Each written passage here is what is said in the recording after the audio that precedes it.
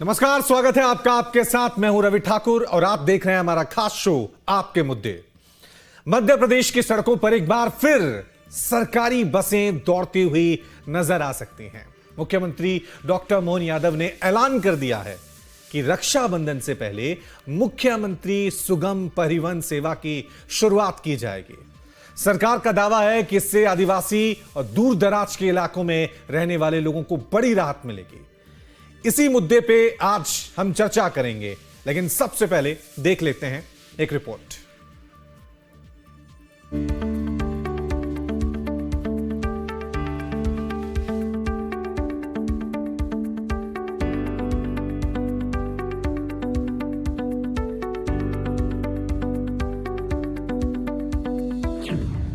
मोहन सरकार का बड़ा कदम, प्रदेश में बस यात्रा होगी सुगम। जुलाई में शुरू होगी मुख्यमंत्री सुगम परिवहन सेवा। गांव हो या शहर, अब सर पर दौड़ेगी सरकारी बस। मध्य प्रदेश की सड़कों पर जल्द ही एक बार फिर से सरकारी बसें फर्राटा भरती दिखाई देंगी। प्रदेश की मोहन यादव सरकार ने सरकारी बस सेवा शुरू करने को लेकर बड़ा फैसला लिया है। दरअसल मुख्यमंत्री डॉक्टर मोहन यादव ने ऐलान किया है कि रक्षाबंधन से पहले मुख्यमंत्री सुगम परिवहन सेवा के तहत बसों का संचालन शुरू करने की कोशिश की जा रही है। सरकार का लक्ष्य है कि रक्षाबंधन के मौके पर प्रदेश की बहनें सरकारी बसों के जरिए अपने भाइयों तक आसानी से पहुंच पाएं।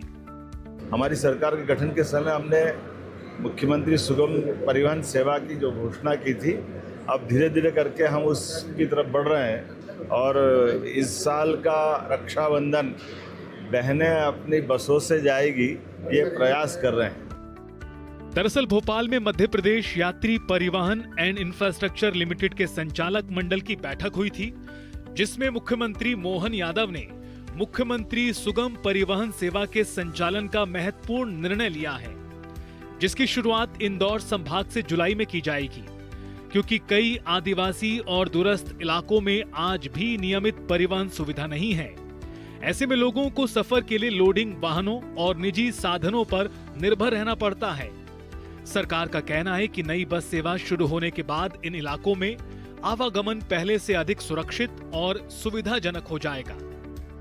ये परिवहन मध्य में होने के कारण से मध्य प्रदेश में भौगोलिक दूरी यहाँ बहुत ज़्यादा है और इसके अभाव में खासकर हमारे ट्राइबल के बेल्ट में जो लोडिंग वाहन रहते हैं उससे परिवहन करना पड़ता है। उस सब का निराकरण सुगम परिवहन सेवा है। हम उम्मीद करेंगे इस सेवा के माध्यम से राज्य के अंतर्वर्ती क्षेत्रों में भी और बाह्यवर्ती बाकी राज्यों के साथ भी इसका संबंध जोड़ते हुए परिवहन का एक बहुत अच्छा तंत्र सड़क परिवहन में यात्री परिवहन सेवा के रूप में आएगा। मुख्यमंत्री मोहन यादव ने कहा कि राज्य परिवहन आम नागरिकों के जीवन में महत्वपूर्ण भूमिका निभाता है। सरकार एक और आधुनिक और बेहतर सड़कों का निर्माण कर रही है, तो वहीं दूसरी ओर नागरिकों को बेहतर सार्वजनिक परिवहन उपलब्ध कराने के लिए भी प्रतिबद्ध है। इस दौरान मुख्यमंत्री मोहन यादव कांग्रेस पर भी निशाना साधते नजर आए। उन्होंने कहा कि राज्य परिवहन व्यवस्था को बंद करने की शुरुआत कांग्रेस के शासनकाल में हुई थी, जबकि वर्तमान सरकार इसे नए स्वरूप में फिर से खड़ा करने का प्रयास कर रही है। मुख्यमंत्री ने कहा कि अब समय आ गया है कि गांव-गांव तक बेहतर सार्वजनिक परिवहन पहुंचे। ये सही है कि गरीबों का परिवहन, राज्य परिवहन बड़ा महत्वपूर्ण रोल अदा करता है और ऐसे में ये परिवहन के बंद करने की शुरुआत भी कांग्रेस शासनकाल में हुई थी और उसकी दरकार है। जब आज सड़कें अच्छी बन गई और गांव के अंदर बिजली, पानी, सड़क सारी प्रबंधन हो गए, तो आवागमन के साधनों के लिए बसों का इंतजाम करना ये हम सबकी जवाबदारी है। सरकार की योजना सिर्फ प्रदेश के भीतर बस नेटवर्क बढ़ाने तक सीमित नहीं है। कोशिश ये भी है कि मध्य प्रदेश का बस नेटवर्क दूसरे राज्यों से बेहतर तरीके से जोड़ा जाए, ताकि यात्रियों को लंबी दूरी की यात्रा में भी अधिक सुविधा मिल सके। फिलहाल सरकार का फोकस है कि रक्षाबंधन से पहले सरकारी बस सेवा शुरू की जाए, जिससे लाखों यात्रियों, खासकर ग्रामीण और आदिवासी क्षेत्र के लोगों को इसका फायदा मिल सके। योजना सफल होने पर सरकार को इसका लाभ आगामी चुनावों में जरूर देखने को मिलेगा। Team news state.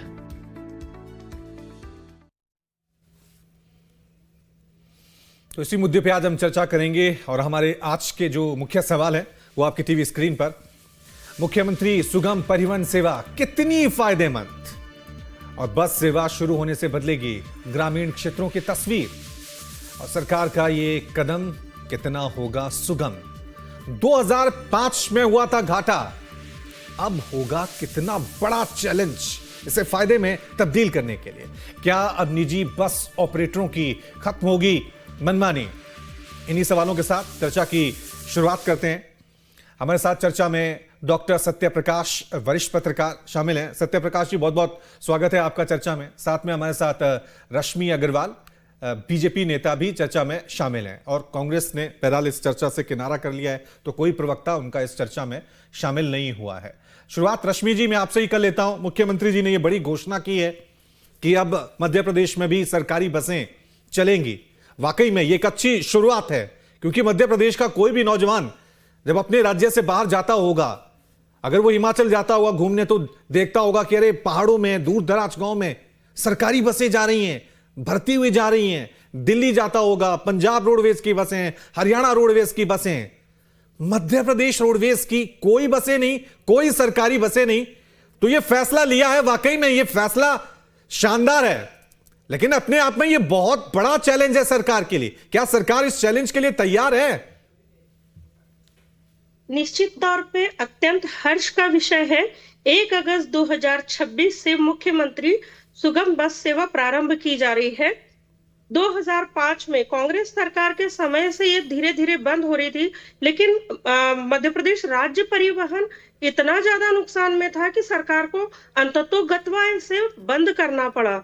लेकिन उसके बाद भारतीय जनता पार्टी की सरकार ने सतत निरंतर इस पर एक रिसर्च किया कि जब से बसेस बंद हुई हैं, आवागमन की सुविधा कम हो गई है, लोगों को आने जाने में बहुत ही ज्यादा दिक्कतों का सामना करना पड़ता है, और उसके अलावा लोडिंग ऑटो में बैठकर जाना पड़ता है। 200 किलोमीटर की यात्रा भारी किराया न दे पाने के कारण या बसों में जगह न मिल पाने के कारण लोग अपने स्वयं के 2 पहिया वाहनों से भी करते हैं, और दूर दराज के ग्रामीण अंचलों में इसकी बहुत ज्यादा आवश्यकता थी। इसको मद्देनजर रखते हुए ही माननीय मुख्यमंत्री जी ने ये निर्णय लिया है, और प्रथम चरण में 2432 बसें चलाई जाएंगी, जो इंदौर, उज्जैन, जबलपुर और भोपाल से मध्य प्रदेश के हर जिले को, ग्रामीण अंचल को कनेक्ट करेंगी।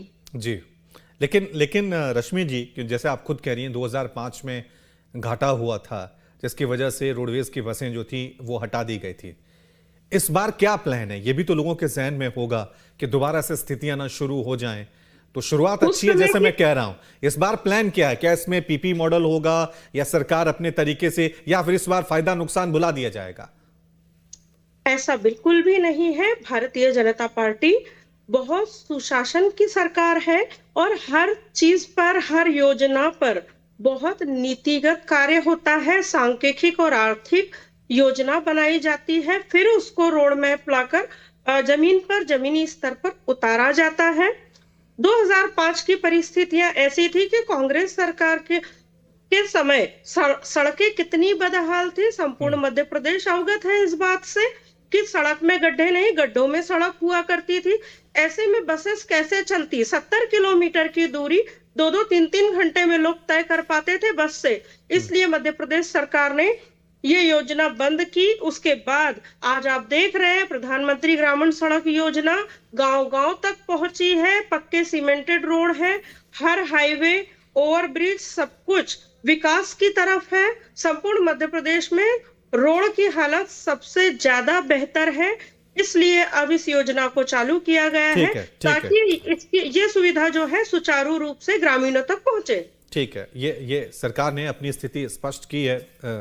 सत्य प्रकाश जी, आपकी तरफ मैं रुक कर रहा हूं, आप किस तरह से देख रहे हैं 2005 से पहले? क्योंकि आपने तो अपनी जवानी या बचपन में वो सरकारी बसें देखी होंगी, जो नई युवा पीढ़ी है, जेन ज़ी है, उन्हें तो ये देखी नहीं है। तो सरकार के इस फैसले को किस तरह से देखते हैं, और कितना बड़ा चैलेंज है? वाकई में सरकार यहां ग्रामीण आदिवासी लोगों की तरफ, उनका विकास का तरफ ध्यान है, या फिर कहें एक पॉलिटिकल मैसेज देने की कोशिश की जा रही है? देखिए, मध्य प्रदेश में मध्य प्रदेश सड़क परिवहन निगम हुआ करता था और उससे निगम अपनी स्वयं की बसें वो स्वयं ऑपरेट करता था। इसका मूल कारण अच्छी निगरानी ना हो पाना, जिसके कारण निगम बड़े घाटे में चला गया था और उस घाटे के कारण कांग्रेस रेजिम में इसको बंद करना पड़ा था। लेकिन मैं ये मान के चलूंगा कि अभी जो निर्णय मोहन यादव जी ने लिया है ये बड़ा अच्छा निर्णय है। इसमें थोड़ा सा इसके स्ट्रक्चर को अगर आप समझेंगे जी, एक बड़ी कंपनी बनाई जा रही है जिसमें यात्री परिवहन और ट्रांसपोर्टेशन दोनों, यात्री परिवहन और जहां पर बस स्टैंड होते हैं उन सबको मेंटेन और ऑपरेट करने के लिए एक बड़ी कंपनी, बकाया के सभी क्षेत्र जैसे ग्वालियर, भोपाल, इंदौर, उज्जैन, जबलपुर, रीवा, सागर, इन सब संभागों में इनकी सहयोगी कंपनियां बनाई जाएंगी। वो कंपनियां, इसमें क्या होगा कि कुछ बसेस प्राइवेट जो ऑपरेट, सरकार अपने बस में पैसा नहीं लगाएगी, हाँ इंफ्रास्ट्रक्चर ऑपरेशन इसमें जो काम होगा वो सरकार अपनी तरफ से करेगी। और इससे क्या होगा कि कहीं ना कहीं जो बसें चलती हैं जिसमें यात्रियों के साथ जो पैसे अधिक लिए जाते हैं, उनके साथ दुर्व्यवहार किया जाता है, इस पर टेक्नोलॉजी का पूर्ण उपयोग करते हुए, आईटी का उपयोग करते हुए उन पर पैनी नजर और वहां पर कोई अप्रिय घटना ना हो उस पर भी नजर रखने के लिए इस कंपनी की जिम्मेदारी होगी। मैं ये मान के चलता हूं कि एक अच्छा स्टेप मध्य प्रदेश सरकार का ये हो सकता है, लेकिन चैलेंजेस भी होंगे। देखिए, इसमें सबसे बड़ी चीज क्या है कि जो अटल इंदौर सिटी ट्रांसपोर्ट कंपनी थी लिमिटेड, उस कंपनी केवल शहर शहर में बसें चलाती थी। इंदौर के लिए उसी कंपनी को अपग्रेड कर दिया गया, वो इंदौर से दूसरे स्टेट, इंदौर के एडजॉइनिंग डिस्ट्रिक्ट्स, इन सब में और with in the Indore city में भी वो बसेस चलाएगी। लेकिन सबसे बड़ी चीज है, अराउंड 75 और 78 ई बसेस चलेंगी इंदौर सिटी में। ये एक बड़ा पीएम ई बसेस जो है, जो सेंटर से मिलेंगी, वो इंदौर सिटी में चलेंगी। तो कहीं ना कहीं इंदौर की जो स्वच्छता है, उस स्वच्छता में पर्यावरण को ध्यान में रखते हुए वहां पर पर्यावरण को और मेंटेन करने के लिए ये बसेस यानी ई बसेस सहायक होंगी, क्योंकि उतनी ही बस आई थिंक जो डीजल हैं वो आउट हो जाएंगी।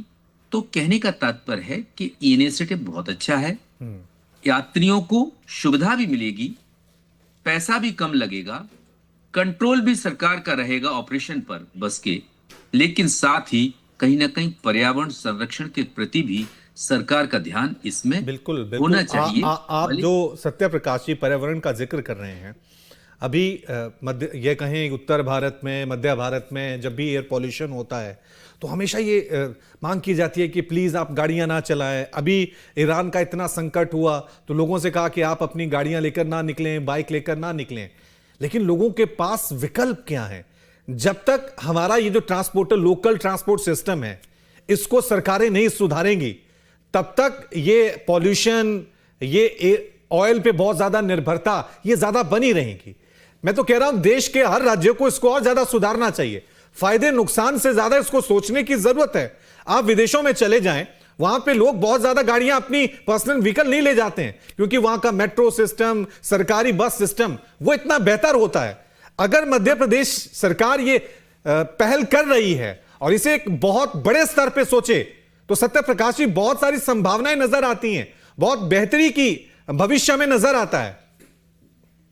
आप क्वेश्चन पूछिए, क्या पूछना चाह रहे हैं? मेरा सवाल यही है कि सिर्फ हम इसे पर्यावरण से जोड़ने की जो कोशिश करें, हम ये कोशिश भी होनी चाहिए कि लोकल हमारा जो सरकारी सिस्टम है बसों का वो इस तरह से हो कि लोग सरकारी बसें अपनी जो पर्सनल व्हीकल हैं उनको छोड़ के सरकारी बसों में सफर बैठना पसंद करें। चाहे मेरे पास 2 गाड़ियां हैं, लेकिन अगर मुझे सिस्टम अच्छा मिलेगा तो मैं उसमें जाऊंगा। Yes, I got it, I am explaining it. देखिए, इसमें कोई दो राह नहीं कि मध्य प्रदेश ने ई व्हीकल की तरफ कई कदम उठाए हैं, क्योंकि आप देख रहे हैं कि ई व्हीकल्स में कुछ सब्सिडी स्टेट गवर्नमेंट की तरफ से भी दी जा रही है, एक चीज। दूसरी चीज आपने कहा कि स्टेट गवर्नमेंट ने इसमें ऐसे क्या प्रयास किए हैं, इसका क्या रोल है और कैसे हम पर्यावरण को सुधार सकते हैं। देखिए, मध्य प्रदेश की स्थिति इतनी वर्स्ट नहीं है अभी पर्यावरण की दृष्टि से कि यहां पर सभी बसें आउट कर दी जाए। अभी नियम बनाया गया कि 15 साल की डीजल या 10 साल की डीजल बसेस को यहां दोबारा चालू नहीं किया जाएगा। 15 साल की जो पेट्रोल गाड़ियां हैं उनको भी, लेकिन जो पब्लिक ट्रांसपोर्टेशन की तरफ लोगों का रुझान बढ़े, ये कहा आपका मतलब ये है, ये मेरा पॉइंट था। हाँ, ट्रांसपोर्टेशन की तरफ लोग जाएं। इसके लिए देखिए, मैं दो चीजों को मान के चलता हूं। एक तो सरकार की कुछ स्कीम्स ऐसी हों जिनके प्रति लोग आकर्षित हों। दूसरा, पर्यावरण के प्रति लोगों में वो जागरूकता आए। जैसे आप सिंगापुर को देखिए, सिंगापुर में क्या है, वहां पर बड़े बड़े लोग, बड़े बड़े सीईओज, कंपनीज के मालिक, इवन वहां पॉलिटिशियंस पब्लिक ट्रांसपोर्टेशन का उपयोग करते हैं। ऐसी जब मानसिकता, हालांकि प्रधानमंत्री मोदी ने अभी बहुत अच्छा जो अर्ज किया है लोगों के साथ कि कहीं ना कहीं आप लोग कम से कम चलाएं, पूल में चलें, शेयर करें, तो इससे कहीं ना कहीं डीजल या पेट्रोल जो है, यानी जिस पे डिपेंडेंसी है, ये के दो फायदे हैं। एक तो डिपेंडेंसी कम होगी, दूसरी चीज पर्यावरण के प्रति हमारा जो झुकाव होना चाहिए, जो सहयोग होना चाहिए, जो कंट्रीब्यूशन होना चाहिए, वो बढ़ेगा और पोल्यूशन कम होगा। हाँ, व्हीकुलर पोल्यूशन एक बड़ा कारण कहीं ना कहीं बड़ी मेट्रो सिटीज में है। जस्ट लाइक आप दिल्ली में देखें तो वहां पर तो ऑड इवन स्कीम आई, इसके बाद कई बार 15 दिन ये नंबर की चलेगी, 15 दिन वो रूट चलेगा, ऐसे कई प्रकार की स्कीम लगाई जा रही। क्यों? क्योंकि व्हीकुलर पोल्यूशन के कारण वहां स्थिति बिगड़ रही है। लेकिन जब हम उस स्थिति तक पहुंचे, उससे पहले मुझे लगता है वही उससे पहले ही सरकारों को, आम आदमी को जागना चाहिए, ताकि कोशिश हमारी ये होनी चाहिए कि जो लोकल ट्रांसपोर्ट है उस पे आम आदमी भी हो। ये ना हो कि ठीक है, मैं आपकी तरफ ही रश्मि जी रुक लेता हूं इस सवाल के साथ, कि ये ना हो, कई बार ऐसा हो जाता है कि ठीक है, ये ग्रामीण इलाके में बस जा रही है लेकिन इसमें 2 ही सवारी हैं, 3 ही सवारी हैं, ये घाटे का सौदा है, बंद कर दे। ऐसा तो नहीं है, आदिवासी इलाकों में इस तरह से फायदा तो नहीं देखा जाता। ये सरकार का कर्तव्य है उनके लिए काम करना। निश्चित तौर पर भारतीय जनता पार्टी की सरकार हमेशा अपने नागरिकों के लिए, अपने कार्यकर्ताओं के लिए और अपने मध्य प्रदेश वासियों के लिए समर्पित होकर ही हर योजना को लेकर आती है। मुख्यमंत्री जी ने आज स्पष्ट रूप से कहा है कि ग्रामीण क्षेत्रों में, आदिवासी बाहुल्य क्षेत्रों में परिवहन का बहुत कम साधन है, सुविधा नहीं है। अतः हम ज्यादा से ज्यादा बसेस बड़े शहरों से ऐसे रूट्स पर डालेंगे जिसमें मऊगंज, अलीराजपुर, झाबुआ, मंडला शामिल है, जहां आदिवासी बहुल्य है। और ये बसेस जैसे कि भोपाल के 104 रूटों से लगभग 353 बसेस चलाई जाएंगी। इंदौर के 121 रूटों पर 658 बस चलाई जाएगी। उज्जैन में 120 रूट पर 371 बसें चलाई जाएंगी। जबलपुर में 83 रूट पर 304 बसेस चलाई जाएंगी और इनमें से ज्यादा बसेस जो हैं वो आदिवासी बाहुल्य क्षेत्र में चलाई जाएगी, क्योंकि सबसे ज्यादा संकट में वही क्षेत्र है परिवहन को लेकर। प्रधानमंत्री ग्राम सड़क योजना में गांव-गांव तक सड़क बन चुकी है, अतः बसों का वहां जाना अब संभव है। इसी को मद्देनजर रखते हुए अब मुख्यमंत्री सुगम बस सेवा का ये योजना को प्रारंभ किया जा रहा है। और जो बढ़ती हुई प्रदूषण की बात है उससे मैं भी सहमत हूं। अगर बहुत अच्छी सुविधाएं सरकार देती है तो कोई भी व्यक्ति हो वो सरकारी सेवा का दोहन करना जरूरी समझता है, उनका उपयोग करता है। दिल्ली में मेट्रो इसीलिए सफल है क्योंकि वहां पर कोई भी व्यक्ति मेट्रो से बहुत जल्दी एक गंतव्य से दूसरे गंतव्य तक पहुंच जाता है। वहां व्यक्ति अपनी कार से जाना प्रेफर नहीं करता है। मुंबई कर जो है वो लोकल ट्रेन में इसीलिए चलते हैं क्योंकि उन्हें रोड पर बहुत ट्रैफिक जाम का सामना करना पड़ता है और लोकल ट्रेन बहुत जल्दी उन्हें अपने गंतव्य तक पहुंचा देती है। इसी तरह हमारी मुख्यमंत्री सुगम बस सेवा योजना जो है वो गाँवों तक बहुत जल्दी, क्योंकि सड़क बहुत अच्छी है, क्योंकि ठीक है, नागरिकों को पहुंचा देगी। अब ये फैसला सरकार की तरफ से ले लिया गया है, लेकिन कहते हैं दूध का जला छाछ भी बड़ा फूक फूक कर पीता है। क्योंकि 2005 के जब मैं पढ़ रहा था कि भाई आखिरकार ये बंद क्यों हुई थी, तो उसमें जो सबसे बड़ा रीजन था वो ये था कि बसें कम हो गई थी, कर्मचारी ज्यादा हो गए थे। कर्मचारियों के वेतन, भत्ते, पेंशन, बहुत सारी चीजें ऐसी हो गई थी कि उसको चलाना नामुमकिन हो गया था। तो सवाल यही है कि इस बार जो फैसला लिया गया है वो एक सोची समझी रणनीति के तहत लिया गया है, क्योंकि इसमें बहुत सारे रोजगार भी उत्पन्न होंगे, ड्राइवर, कंडक्टर, बहुत सारी संभावनाएं पैदा होंगी। लेकिन स्ट्रेटेजी पूरी है, दूरदर्शिता पूरी है इस फैसले के पीछे। बिल्कुल, भारतीय जनता पार्टी की सरकार पूरा रिसर्च करने के बाद ही किसी चीज का डेवलपमेंट करती है, किसी योजना को धरातल पर उतारती है। रही बात 2005 में जो बसेस बंद हुई थी, उसकी पूरी रणनीति और पूरी योजनाएं कांग्रेस सरकार ने बनाई थी, और रोड भी बर्बाद कांग्रेस सरकार के राज में ही हुए थे। इसलिए वो योजना घाटे की थी, अंततोगत्वा उसे बंद करना पड़ा था। लेकिन इस बार जो योजना बनी है उसमें बहुत सारे नागरिकों को रोजगार भी मिलेगा, लाखों लोग लाभान्वित भी होंगे, और ऐसा कहीं से कहीं तक कोई नकारात्मक निर्णय हमारी सरकार ने नहीं लिया है। ऐसा कोई बयान हमारी सरकार ने नहीं दिया है कि इसके बाद प्राइवेट बसेस को बंद किया जाएगा या उनके पैसे कम कर दिए जाएंगे या टोल फ्री कर दिया जाएगा। अभी सरकार ने ऐसा कोई भी निर्णय या कोई भी बयान अपनी तरफ से नहीं दिया है। लेकिन सत्या प्रकाशी, आपसे मैं जानना चाहूंगा एज ए जर्नलिस्ट, क्योंकि आज जब मुख्यमंत्री ने इसकी घोषणा की तो उन्होंने कहा कि रक्षाबंधन के दिन हम चाहते हैं कि हमारी बहनें फ्री में सफर करें और बस में बैठें। तो कोई एक पॉलिटिकल मैसेज देने की कोशिश भी की जा रही है कि शायद बसें चलें तो महिलाओं के लिए फ्री बस सेवा होगी, कि महिलाओं को लेकर मध्य प्रदेश में बहुत पॉलिटिक्स होती है। वो हर महीने जो एक उनको दिया जाता है, उसी तरह से अब ये फ्री बस योजना महिलाओं के लिए, ऐसा फ्यूचर में आप देख सकते हैं? ऐसा कोई पॉलिटिकल मैसेज देने की कोशिश?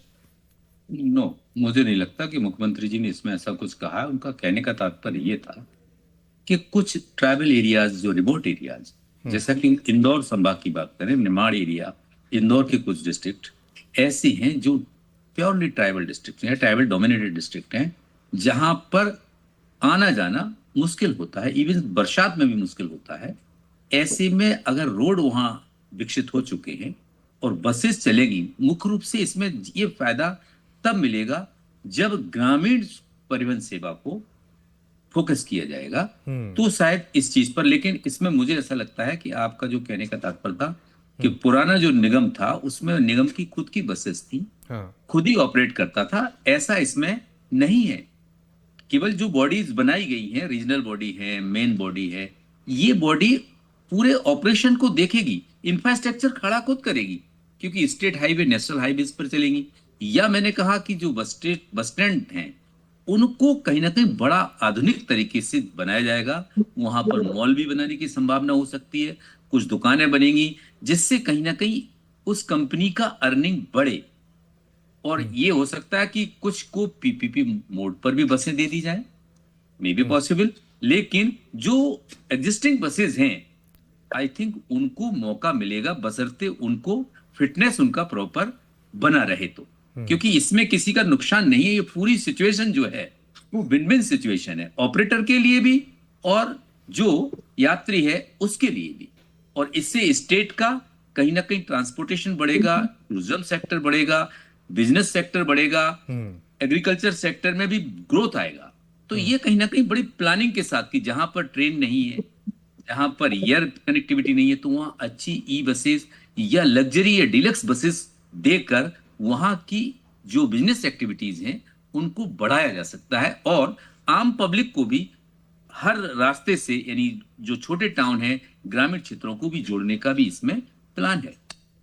ठीक है रश्मि जी, एक सवाल जो विपक्षी अब इस मुद्दे को लेकर पूछ रहे हैं कि भाई इससे पहले भी बीजेपी की सरकारें रही, 21 साल बाद ही आपको क्यों याद आई? हो सकता था 5 साल बाद, 10 साल बाद, 21 साल बाद क्यों याद आई? भारतीय जनता पार्टी की सरकार पिछले 20 साल से सतत निरंतर विकास कार्य कर रही है, और आप देख रहे हैं स्टेप बाय स्टेप एक बीमारू और एक अविकसित या अर्ध विकसित मध्य प्रदेश को 20 साल में विकसित बनाने के लिए कितनी प्रतिबद्धता से सरकार ने कार्य किया है। जब सड़कें गांव-गांव तक बन गई, जब इस योजना का पूरा रोड मैप तैयार हो गया, पूरी रणनीति तैयार हो गई, तब इसको धरातल पर लाया गया। भारतीय जनता पार्टी की सरकार कभी भी कोई कार्य बिना सोचे समझे नहीं करती है, क्योंकि ये सुशासन की सरकार है, सुनीति की सरकार है।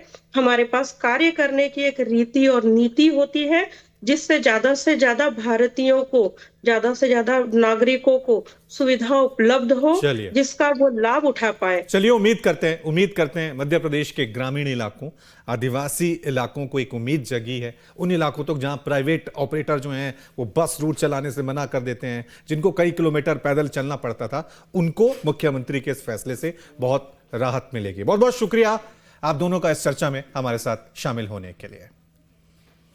एक छोटा सा ब्रेक ले रहे हैं, फौरन हाजिर होंगे। देखते रहिए न्यूज़ स्टेट।